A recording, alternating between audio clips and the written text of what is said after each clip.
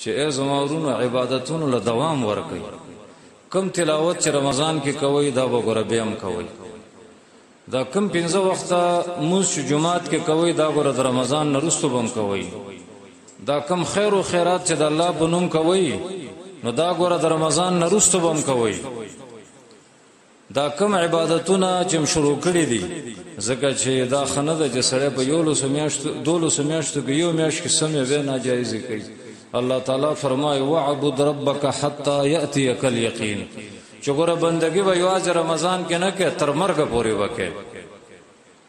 او د عالم وینا ده چې د عبادتونو اخري سر ده د دې مړی نه ساوځي بس هغه پورې خپل عبادت جاری ساته.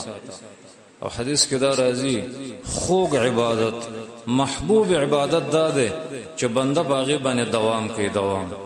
نو الله دې وکي چې هر میاش په عبادتونو داسې آبادی لکه رمضان چره ځکه چې څوک مرګ مني او قیامت مني او دا عقیده ده چې دا فانی دنیا ده نو هغه د پر هر میاش رمضان ده او داغه د پر هر شپه ليله القدر ده ځکه چې هغه خپل ژوندۍ د ډېر په احترام ګوري هغه د عبادتونو شان پیژني.